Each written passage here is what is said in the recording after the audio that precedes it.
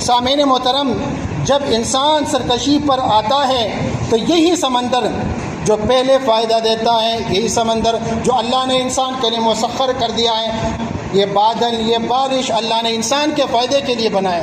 بارشیں نہ ہو رہی ہوں تو ہم دعائیں نہیں کرتے ہیں کہ اللہ بارش ہو جائے، یا اللہ بارش ہو جائے، بارشوں کے لیے دعائیں کرتے ہیں۔ تو میرے بھائیوں، جب انسان سرکشی پر آتا ہے تو یہی سمندر جو پہلے فائدہ دیتا ہے، وہی بارش جو زندگی بخشتی ہے، جسے دعاؤں میں مانگا جاتا ہے کہ یا اللہ بارش ہو، بارش ہو، تو یہی بارش پھر اچانک ہلاکت کا باعث بن جاتی ہے۔ وَنَقْصٍ مِّنَ الْأَمْوَالِ وَالْأَنفُسِ وَالثَّمَرَاتِ وَبَشِّرِ الصَّابِرِينَ۔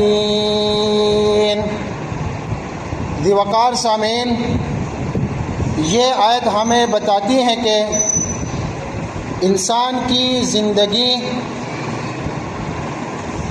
آزمائشوں سے بھری ہوئی ہے، کبھی خوف کی شکل میں اور کبھی بھوک کی صورت میں، کبھی مال و دولت کی کمی میں، اور کبھی جانوں اور پھلوں کے نقصانات سے۔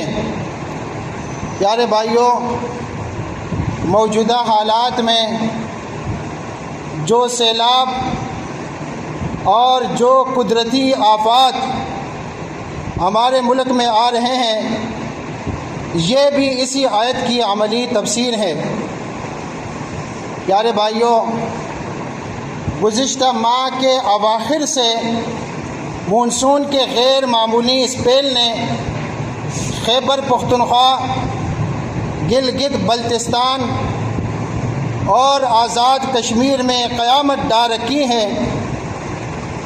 طوفانی بارشوں، بادل پھٹنے سے، ندی نالوں میں زبردست طغیانی اور لینڈ سلائڈنگ کے واقعات نے جو تباہی مچائی، اس پر پوری قوم سوگوار ہے۔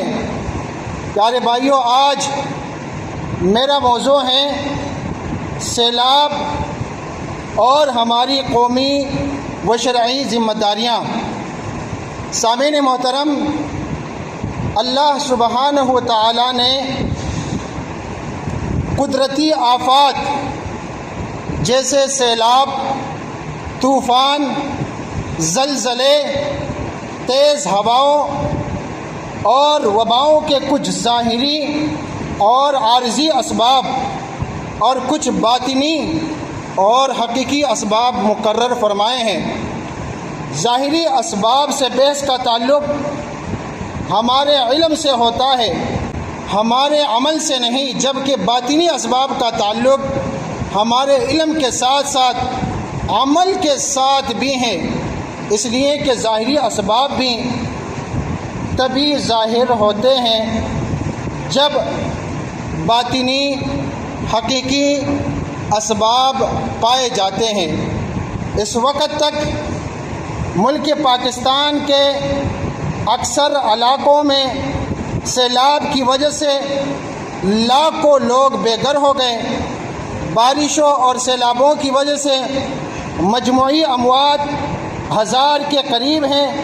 خیبر پختونخوا میں صرف چند دنوں میں بے شمار افراد جاں بحق ہوئے، جس میں صرف ضلع بنیر میں سینکڑوں تعداد میں شہادتیں ہوئیں اور بے شمار افراد تو اب تک لاپتہ ہیں۔ یہ ہمیں یاد دلاتا ہے کہ ہماری زندگی کتنی غیر یقینی اور اللہ کی طرف سے آزمائشوں میں گری ہوئی ہے۔ بنیر سمیت دیگر علاقوں میں کلاؤڈ برسٹ کی وجہ سے 150 ملی لیٹر سے زائد بارش صرف 1 گھنٹے میں ہوئی تھی، جس نے سیلاب اور لینڈ سلائڈز کو بھڑکایا۔ کئی گاؤں مکمل طور پر تباہ ہو چکے ہیں، یعنی زمین پر آبادیاں لمحوں میں نیست و نابود ہو گئیں۔ تاکہ انسان عبرت پکڑے بنیر کے بعد پھر ثوابی سے کئی شہادتوں کی اطلاعات ہیں۔ اس سب صورتحال میں سینکڑوں کی تعداد میں اموات ہوئی، گھر گر گئے ہیں، مویشی اور گھریلو سامان بہہ گیا ہے، مارکیٹیں تباہ ہو گئی ہیں، تعلیمی ادارے منہدم ہو چکے ہیں، گویا لوگوں پر قیامت صغریٰ قائم ہو گئی ہے۔ قرآن مجید میں اللہ سبحانہ و تعالیٰ کیا ارشاد فرماتا ہے؟ اللہ رب العالمین نے فرمایا ہے وَلَنَبْلُوَنَّكُمْ بِشَيْءٍ مِّنَ الْخَوْفِ وَالْجُوعِ وَنَقْصٍ مِّنَ الْأَمْوَالِ وَالْأَنفُسِ وَالثَّمَرَاتِ، اور ہم تمہیں خوف، بھوک، مال، جان اور پلوں کے نقصان سے ضرور آزمائیں گے۔ بھائیو، سیلاب انہی آزمائشوں میں سے ایک آزمائش ہے جس کے ذریعے اللہ تبارک و تعالیٰ بندوں کو آزماتا ہے کہ کون صبر کرتا ہے اور کون ناشکری کرتا ہے۔ وَلَنَبْلُوَنَّكُمْ بِشَيْءٍ مِّنَ الْخَوْفِ وَالْجُوعِ، اور ہم تمہیں لازماً آزمائیں گے کسی قدر خوف اور بھوک سے، اور اس آزمائش میں وسعت ہے، یعنی قسم قسم کی آزمائشیں ہیں۔ مسلمانوں سے فرمایا جا رہا ہے کہ دیکھ لو جس راہ میں تم نے قدم رکھا ہے یہ آزمائشیں اب آئیں گی، تکلیفیں آئیں گی، رشتہ دار ناراض ہوں گے، شوہر اور بیوی کے درمیان تفریق ہوگی، اولاد والدین سے جدا ہوگی، فساد ہوگا، فتور ہوگا، تصادم ہوگا، جان و مال کا نقصان ہوگا۔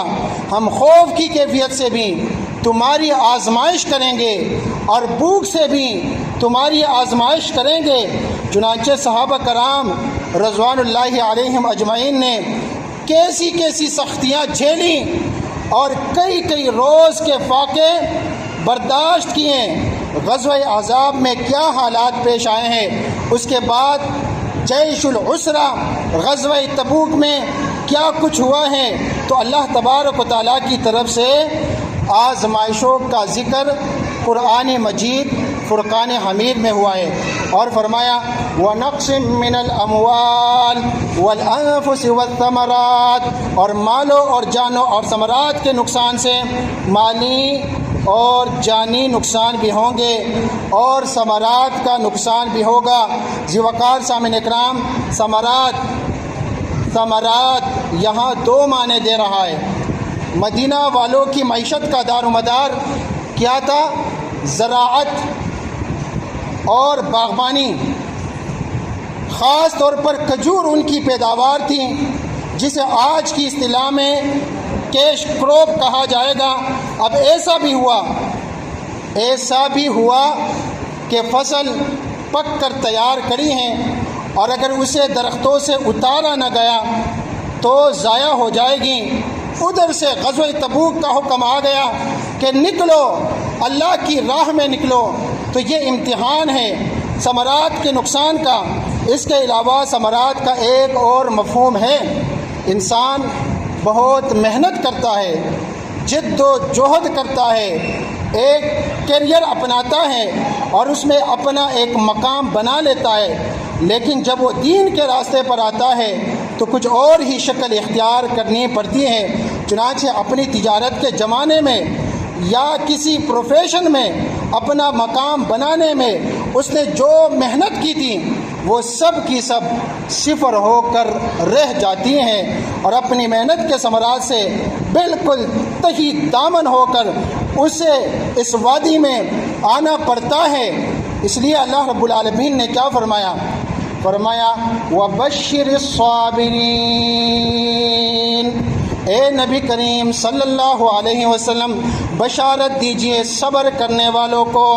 پیارے بھائیوں، سیلاب قدرتی الہی کی نشانی ہے۔ قرآن مجید میں اللہ سبحانہ و تعالیٰ فرماتا ہے فَأَخَذَهُمُ الطُّوفَانُ وَهُمْ ظَالِمُونَ، یہ سورۃ العنکبوت کی آیت نمبر 14۔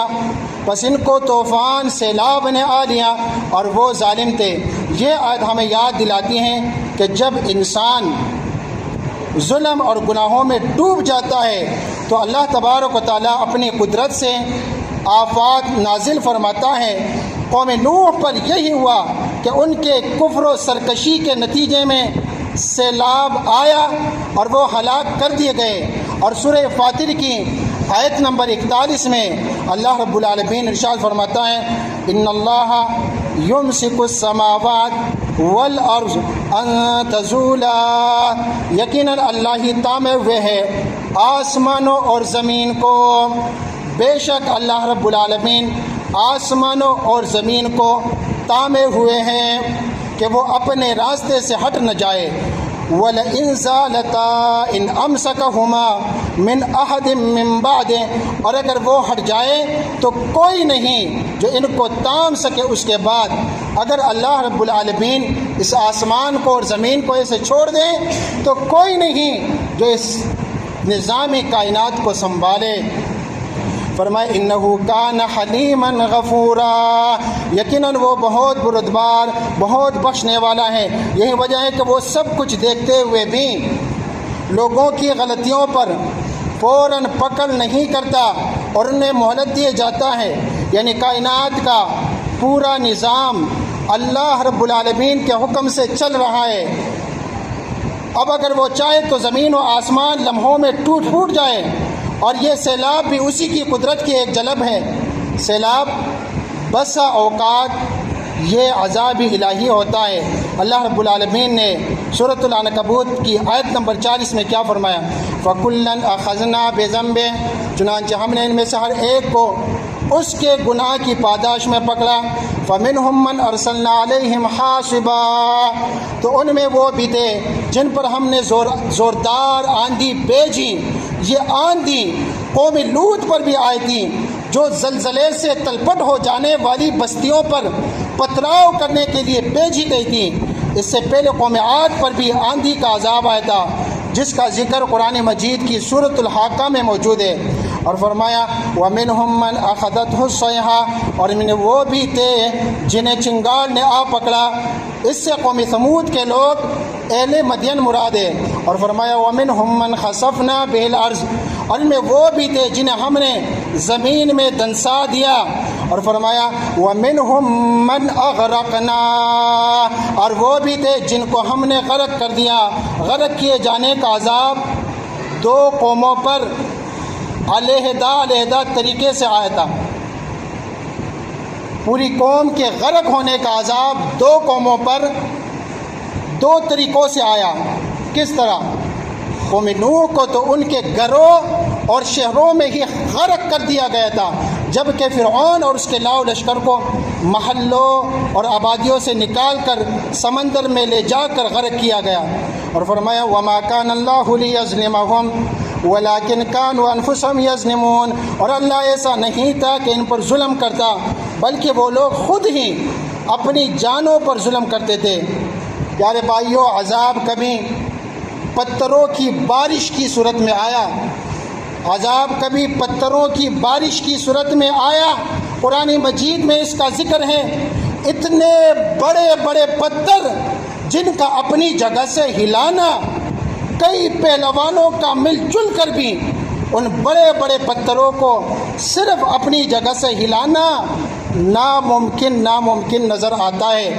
ایسے پتھروں کی صورت میں تباہی و بربادی، پھر کبھی زلزلے، کبھی سیلاب کی شکل میں۔ سامعین محترم، جب انسان سرکشی پر آتا ہے تو یہی سمندر جو پہلے فائدہ دیتا ہے، یہی سمندر جو اللہ نے انسان کے لیے مسخر کر دیا ہے، یہ آسمان اللہ نے انسان کے لیے مسخر کر دیا ہے، یہ بادل، یہ بارش اللہ نے انسان کے فائدے کے لیے بنایا۔ بارشیں نہ ہو رہی ہوں تو ہم دعائیں نہیں کرتے ہیں کہ اللہ بارش ہو جائے، یا اللہ بارش ہو جائے، بارشوں کے لیے دعائیں کرتے ہیں۔ تو میرے بھائیوں، جب انسان سرکشی پر آتا ہے تو یہی سمندر جو پہلے فائدہ دیتا ہے، وہی بارش جو زندگی بخشتی ہے، جسے دعاؤں میں مانگا جاتا ہے کہ یا اللہ بارش ہو بارش ہو، تو یہی بارش پھر اچانک ہلاکت کا باعث بن جاتی ہے۔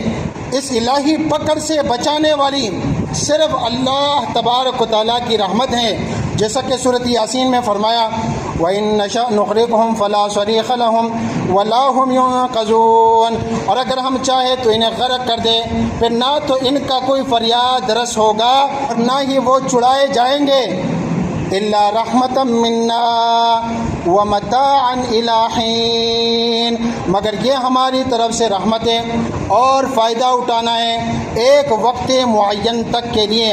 ہم نے اپنی خصوصی رحمت سے اس زمین کے ماحول کو انسانی زندگی کے لیے سازگار بنایا ہے۔ آیت کا ترجمہ و مفہوم یہ ہے کہ اللہ رب العالمین فرما رہا ہے کہ اپنی خصوصی رحمت سے میرے اس زمین کے ماحول کو انسانی زندگی کے لیے سازگار بنایا ہے، اور اس میں انسانوں کے رہنے اور بسنے کے لیے ضرورت کے تمام ساز و سامان فراہم کر دیا ہے۔ اس آیت سے واضح ہے کہ اللہ کے سوا کوئی نجات دہندہ نہیں۔ انسان کی ساری تدبیریں بھی بے بس ہو جاتی ہیں اگر اللہ کی رحمت شامل حال نہ ہو۔ پیارے بھائیوں، اب اس بات کی تھوڑی سی وضاحت کرتے ہیں کہ سیلاب، آفات اہل ایمان کے لیے شہادت یا کفارہ، بلکہ انہیں شہادت کے عظیم مرتبے پر بسا اوقات یہی سیلاب لوگوں کے لیے عذاب نہیں بلکہ انہیں شہادت کے عظیم مرتبے پر فائز کرنے کے لیے آیا کرتا ہے۔ سیدنا ابو ہریرہ رضی اللہ عنہ سے روایت ہے کہ نبی کریم صلی اللہ علیہ وسلم نے فرمایا، المتبون شہید والغریق شہید، پیٹ کی بیماری سے مرنے والا شہید ہے اور پانی میں ڈوب کر مرنے والا بھی شہید ہے۔ صحیح بخاری اور صحیح مسلم یہ حدیث بتاتی ہیں کہ پانی میں ڈوب کر جاں بحق ہونے والا مسلمان یا سیلاب میں بہہ جانے والا جاں بحق ہونے والا مسلمان مومن بندہ اللہ تبارک و تعالیٰ کے ہاں شہادت کا درجہ پاتا ہے۔ لہذا اگر کوئی مومن سیلاب میں وفات پائے تو یہ اس کے لیے عذاب نہیں بلکہ عظیم اجر کا ذریعہ ہے۔ سیلاب کے ذریعے اللہ سبحانہ و تعالیٰ ہم سے کیا چاہتا ہے یہ بھی ایک پوائنٹ ہے۔ سیلاب انسان کو توبہ اور استغفار کی طرف متوجہ کرتا ہے، جیسا کہ اللہ تبارک و تعالیٰ فرماتا ہے سورۃ السجدہ کی آیت نمبر 21 سے، فرمایا وَلَنُذِيقَنَّهُم مِّنَ الْعَذَابِ الْأَدْنَىٰ دون العذاب الاکبر لعلہم یرجعون، اور ہم لازماً چکائیں گے انہیں مزہ چھوٹے عذاب کا، چھوٹے چھوٹے عذابوں کا بڑے عذاب سے پہلے، شاید کہ یہ لوگ پلٹ آئے۔ دنیا کے چھوٹے چھوٹے عذاب اور مصیبتیں اصل میں تنبیہ ہے، یہ وارننگ ہے تاکہ لوگ سنبھل جائے اور گناہوں سے توبہ کرے۔ سیلاب کا مقصد بھی یہی ہے کہ انسان اپنی کوتاہیوں کو پہچانے اور اللہ تبارک و تعالیٰ کی طرف رجوع کرے۔ اب قدرتی آفات سے بچاؤ کیسے ممکن ہے، اسلام کی کیا رہنمائی ہے، اس حوالے سے چند باتیں بیان کریں گے قرآن و حدیث کی روشنی میں۔ نمبر 1، شکر کرتے رہنا، شکر کرتے رہنا۔ ہم اللہ تعالیٰ کے فضل و کرم کے سائے میں زندگی بسر کر رہے ہیں، بے شمار انعامات ہیں جن کی بدولت ہماری زندگی گزر رہی ہیں۔ انسان پر فرض ہے کہ وہ ہر لمحہ مالک حقیقی کا شکر ادا کرتا رہے، کیونکہ شکر نعمتوں میں اضافے کا سبب اور زوال نعمت میں بہت بڑی رکاوٹ ہے۔ اگر آپ شکر کرتے رہتے ہیں تو آپ کی نعمت میں اضافہ ہوگا اور وہ نعمت آپ سے چھین نہیں جائے گی، اس کا زوال نہیں آئے گا، جیسا کہ اللہ تبارک و تعالیٰ کا ارشاد ہے سورۃ ابراہیم آیت نمبر 7 میں فرمایا وَإِذْ تَأَذَّنَ رَبُّكُمْ لَئِن شَكَرْتُمْ لَأَزِيدَنَّكُمْ، اور یاد کرو جب تمہارے رب نے اعلان کر دیا تھا کہ اگر تم شکر کرو گے تو میں تمہیں اور زیادہ دوں گا۔ اگر تم لوگ میرے احکام مانو گے اور میری نعمتوں کا حق ادا کرو گے تو میرے خزانوں میں کوئی کمی نہیں ہے، میں تم لوگوں کو اپنی مزید نعمتیں بھی عطا کروں گا، لیکن یاد رکھو وَلَئِن كَفَرْتُمْ إِنَّ عَذَابِي لَشَدِيدٌ، اور اگر تم کفر کرو گے تو یقیناً میرا عذاب بھی بہت سخت ہے۔ اگر تم کفران نعمت کرو گے، میری نعمتوں کی ناقدری ناشکری کرو گے اور میرے احکام سے روگردانی کرو گے تو یاد رکھو کہ میری سزا بھی بہت سخت ہوگی۔ اس سے معلوم ہوا کہ اللہ رب العالمین کا شکر کرنے سے نعمتوں میں اضافہ ہوتا ہے اور ناشکری کرنے سے عذاب آتا ہے، تو ہمیں ہر حال میں شکر گزار رہنا چاہیے۔ پھر نمبر دو یہ ہے کہ رسول اللہ صلی اللہ علیہ وسلم کی نافرمانی سے اجتناب کرنا۔ اگر لوگ قوم معاشرہ اللہ کے رسول کی مخالفت نہیں کرتی، اس معاشرے پر عذاب نہیں آتا۔ پریشانیوں، مصیبتوں اور مشکلات سے بچنے کا ایک مؤثر ذریعہ رسول اللہ صلی اللہ علیہ وسلم کی اتباع ہے، کیونکہ آپ صلی اللہ علیہ وسلم کی نافرمانی کرنے کی وجہ سے دنیاوی مشکلات اور آفات کا سامنا کرنا پڑتا ہے۔ اللہ سبحانہ و تعالیٰ کا ارشاد ہے، سورۃ النور کی آیت نمبر 63 ہے، اللہ رب العالمین نے فرمایا فَلْيَحْذَرِ الَّذِينَ يُخَالِفُونَ عَنْ أَمْرِهِ أَن تُصِيبَهُمْ فِتْنَةٌ أَوْ يُصِيبَهُمْ عَذَابٌ أَلِيمٌ۔ تو جو لوگ رسول اللہ صلی اللہ علیہ وسلم کے حکم کی مخالفت کرتے ہیں، انہیں ڈرنا چاہیے کہ ان پر کوئی آزمائش آ جائے یا ان کو کوئی دردناک عذاب آ پکڑے۔ اس آیت میں رسول اللہ صلی اللہ علیہ وسلم کی نافرمانی کرنے والوں کو تنبیہ کی گئی ہے کہ وہ دنیا میں فتنوں، آزمائشوں اور عذاب علیم میں مبتلا ہو سکتے ہیں۔ خود رسول اللہ صلی اللہ علیہ وسلم کا فرمان ہے وَجُعِلَ الذِّلَّةُ وَالصَّغَارُ عَلَى مَنْ خَالَفَ أَمْرِي، میرے حکم کی مخالفت کرنے والوں پر ذلت اور رسوائی مسلط کی گئی ہے۔ یہ صحیح بخاری اور صحیح مسلم میں حدیث ہے۔ میرے بھائیو، یہ حدیث واضح کرتی ہے کہ رسول اللہ صلی اللہ علیہ وسلم کی اطاعت نہ کرنے کا انجام ذلت و رسوائی اور محرومی ہے، خواہ دنیا میں ہو یا آخرت میں۔ اسی وجہ سے آج ہم مختلف فتنوں میں مبتلا ہیں۔ کبھی زلزلے آتے ہیں، کبھی مہنگائی کا عذاب ہے، کبھی تباکن سیلاب ہے، اور کبھی ظالم، فاسق اور نااہل حکمرانوں کا مسلط ہونا ہے، نالائق حکمرانوں کا مسلط ہونا ہے۔ یہ بھی بہت بڑا عذاب ہے، اور یہ سب اس بات کی یاد دہانی ہے کہ ہم اللہ اور اس کے رسول کی اطاعت کی طرف پلٹ آئے۔ نمبر 3 یہ ہے کہ تقوی اختیار کیجیے۔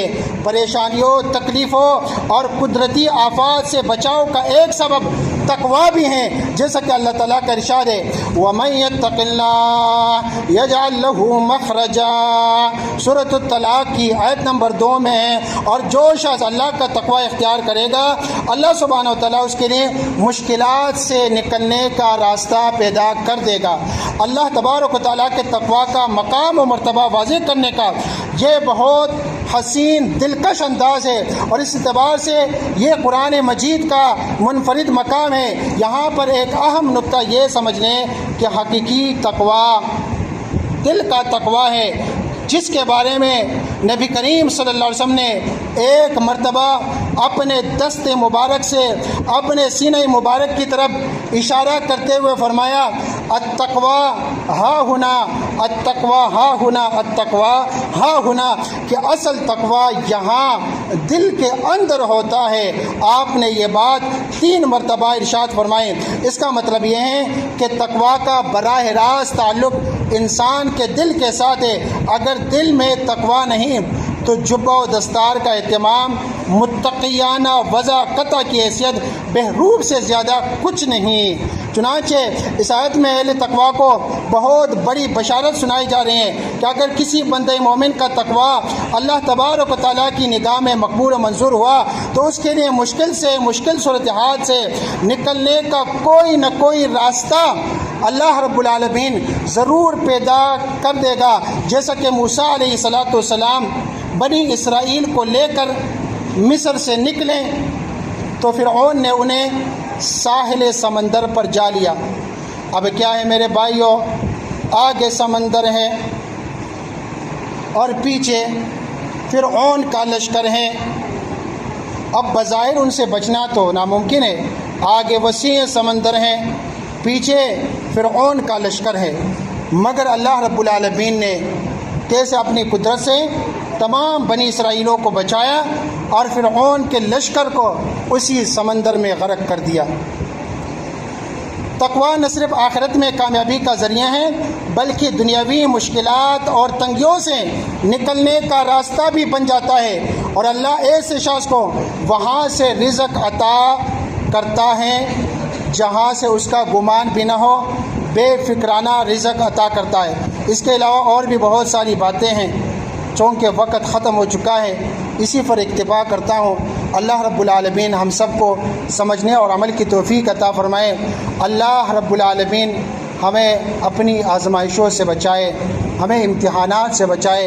اللہ رب العالمین ہمارے ایمانوں کو مضبوط فرمائے، اور ان آزمائشوں میں جن کا نقصان ہوا ہے اور جن کی موتیں ہوئی ہیں، اللہ تعالیٰ ان کی شہادتیں قبول فرمائے اور ان کے لواحقین کو صبر جمیل عطا فرمائے، اور باقی مسلمانوں کو اپنے گناہوں سے سچی توبہ کرنے کی توفیق عطا فرمائیں، اور اسی طرح مسلمانوں کو ان مسلمانوں کی مدد کرنے کی بھی توفیق عطا فرمائیں۔ اللہم ارنا الحق حقا وارزقنا اتباعہ وارنا الباطل باطلا وارزقنا اجتنابہ۔